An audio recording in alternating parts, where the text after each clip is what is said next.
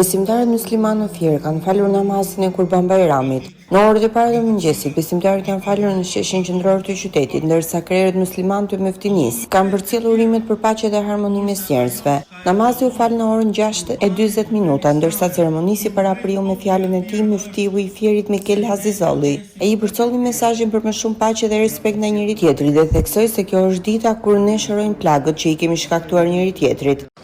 Kurban Bayrami është dita ku ne shërojmë plagët që i kemi shkaktuar njëri tjetrit me buzëqeshje, gëzim e paqe. Festa e Kurban Bayramit është e lidhur ngushtë me kushtin e 5 të Islamit, haxhin. Këtë vit miliona haxhi nga vende të ndryshme të botës, të veshur me të bardha pa dallim kombësie, shtrese shoqërore, të bashkuar vetëm për t'u lutur Allahut të lartësuar për paqe dhe dashuri mes njerëzve. Kërkojnë falje për mëkatet, për të bërë prej njerëzve të sinqertë dhe të devotshëm. Në këtë ditë feste le të shpalosim të gjitha vlerat njerëzore, edukative dhe shpirtërore të haxhit.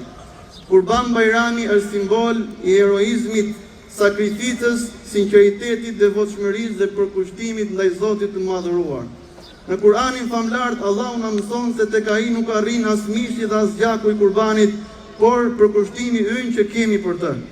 Pra kurbani është një mjet që na afron më shumti me Zotin dhe duke ndarë mishin e kurbanit me njerëzit në nevojë ne jemi më afër pëlqimit të tij. Le të shërbej kjo festë për të ripërtërinë ndjenjat e bukura të dashurisë, respektit, vëllazërisë, faljes dhe përkujdesjes.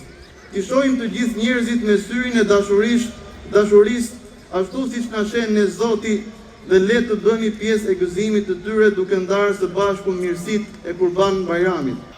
Shpërndajeni selamin, shpërndajeni paqen, shpërndajeni harmoninë me njëri tjetrin.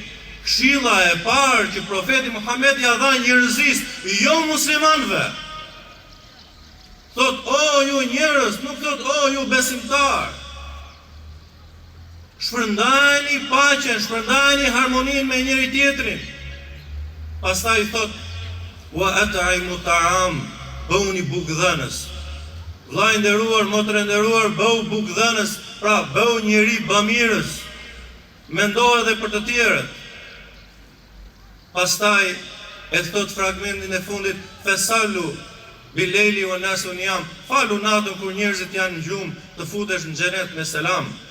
Pejgamberi Muhammed sallallahu alaihi wasallam i ka treguar muslimanëve se si duhet që ata të sillen, të jetojnë, të trajtojnë, të trajtojnë edhe njerëzit e afërt, edhe njerëzit që i rrethojnë, duke thënë men kana yu'minu billahi wal yawmil akhir falyukrim jarehu. Kush beson në Allahun edhe beson në ditën që do dali para Allahut të lartë madhëruar, le ta nderoj dhe le ta respektoj komshiun e vet. Urimet solidarizuese ishin kryefjalë dhe i gjithë besimtarëve në këtë ditë feste ndër më të rëndësishmet e fesë islame.